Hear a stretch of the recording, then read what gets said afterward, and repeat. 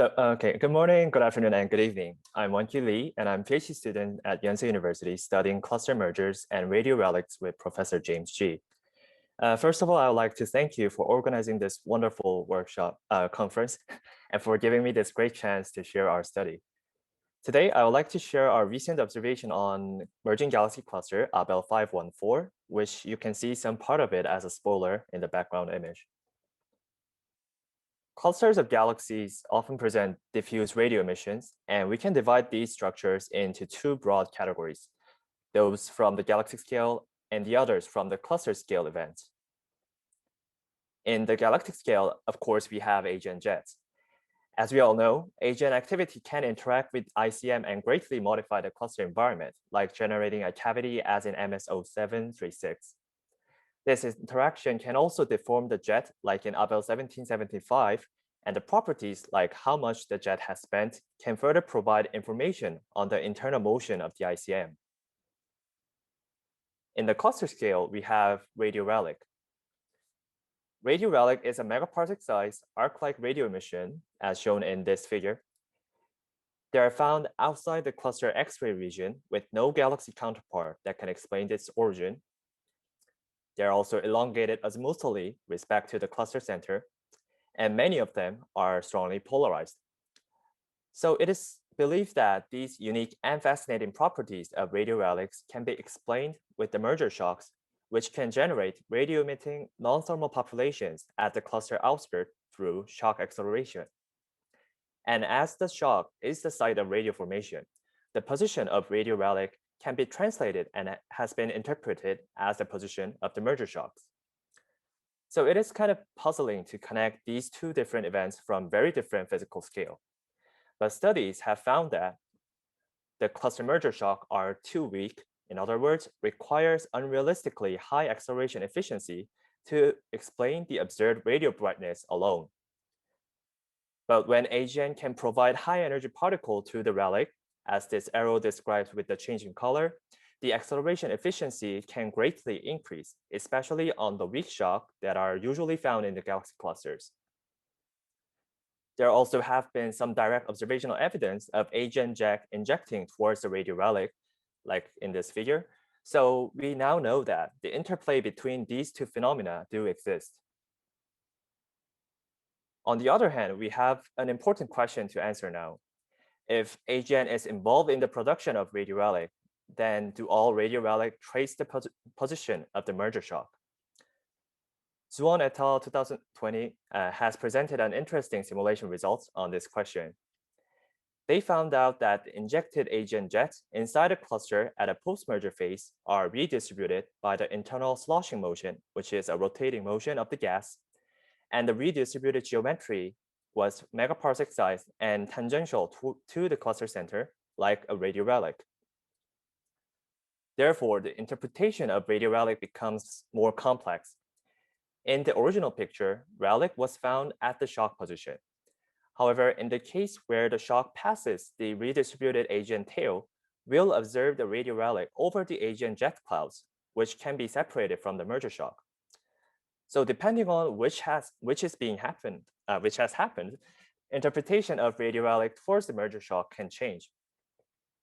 However, it is a tough task to observe such redistribution of AGN jet tail to a relic-like morphology.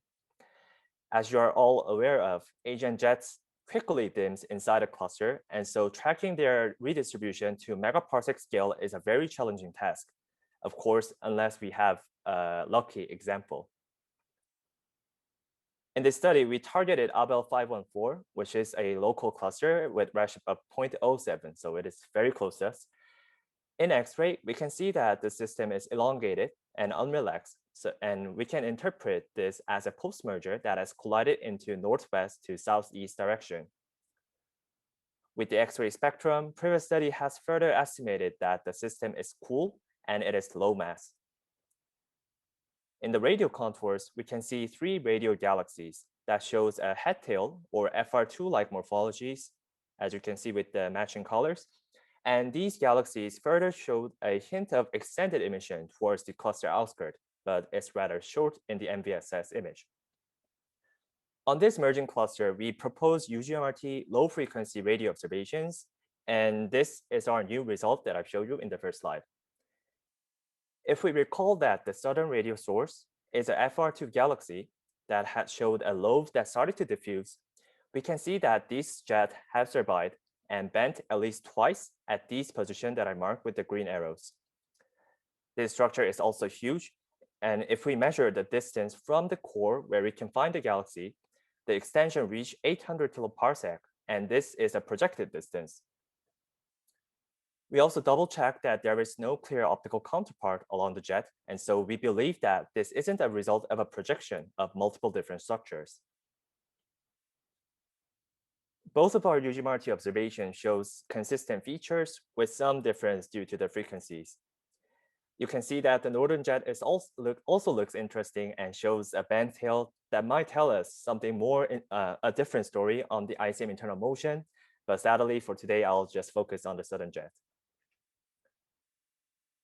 In the southern jet, we can divide the structure, I think, into three parts. The FR2 lobe region that was observed in the past, the 500 kiloparsec size bridge that extends from north to south, and 200 kiloparsec size bent tail that extends from west to east. As we found no clear interlopers, and as we can see some gradual change in the flux, we can consider this structure as a sequence where jet makes a lobe, somehow develops a bridge, and ended up at the bent tail. We can also identify some characteristic features for each structures. For the bridge, we can see a 10 kiloparsec thin, so very thin and collimated jet that makes a twist-like morphology at both frequencies. For the bent tail, we can notice a clear flux increment at the position of the crossing point of the bridge and the bent tail, and only at the low frequency. We note that this position is already about 500 kiloparsec away from the nearest BCG, which we can consider as the cluster center. To understand this diffuse radio emission, we performed some spectral analysis using BRAT. For the data, we subdivided the band 3 image into 3 frequency windows and used band 4 as a single image because we're still working on some cleaning the noise in the band 4. So the right figure shows the resulting spectral index map. And considering that the spectral index can roughly represent the age of the non-thermal components, we can see that our idea roughly agrees with the image, where the jet is getting older as we move from the lobe to the bridge and to the bent tail. But still, this map is quite noisy, so we further smoothed the radio map and also combined with the TGSS 150 MHz survey. We use these 3 frequency data and measure the spectral index at each circle that we place following the bridge and the bent tail. And the resulting spectral index from the bridge tail is still noisy, of course, but we can see some interesting features. First of all, at the starting point of the bent tail, we do not see a spectral flattening. This indicates that there is actually no reacceleration of the jet when it bends, but rather a compression might occur, and this might increase the flux at the position of the bent tail.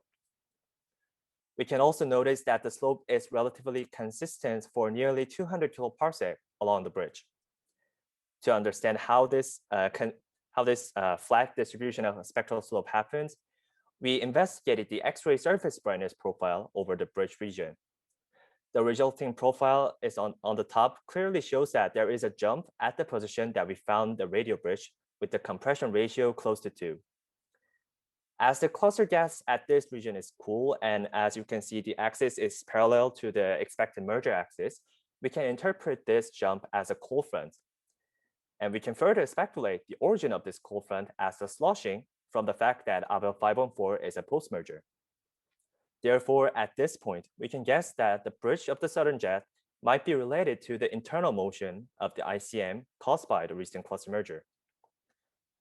For the bent tail, X-ray signal was insufficient to generate the same profile as the radio bridge. But we still have a question on then what caused the jet to bend such suddenly, like it has hit a wall. On this question, luckily we have an example from a recent study by Chivu et al. 2021. And their scale was much smaller than ours, but they also found a similar cyst-like bent AGN tail inside a merging galaxy cluster. And they explain this origin of such bent AGN tail with the magnetic field that is enhanced and aligned by the magnetic draping. Thank you. So we can expect a similar process on Abell 514. But of course, we need to test whether the same phenomenon can occur on a much larger scale far from the cluster center. Another question, which is my main interest and the title, is will this jet evolve to a radio relic? I think one simulation result from ZuHone et al. 2020 can give us some insight on this issue. They placed an AGN bubble at the cluster outskirt and simulate how they evolve in the post-merger cluster that has a sloshing motion.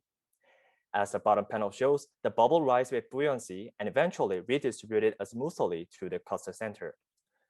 So I think we can expect a similar process can happen on the southern jet of Abell 514. Of course, I'm not saying that all radio relics are formed under this scenario, but at least for Abell 514, we can suspect a similar scenario to this simulation can happen, which can possibly lead to a radio relic formation as is described in this schematic diagram maybe in the near future. We can summarize our finding as the following. With GMRT observation, we found 800 kiloparsec size collimated but strongly bent AGN jet tails in Abell 514. We suspect such peculiar morphology is related with the sloshing motion of the cluster gas triggered by the recent merger. And we still have many questions that are needed to be answered, but I think one message would be that the AGN jet tails can be redistributed in the entire cluster scale, but on a very specific geometry by the internal motion of the ICM and form a morphology similar to radio relic. That's all for my presentation, and thank you for your attention. I'll take the question from now.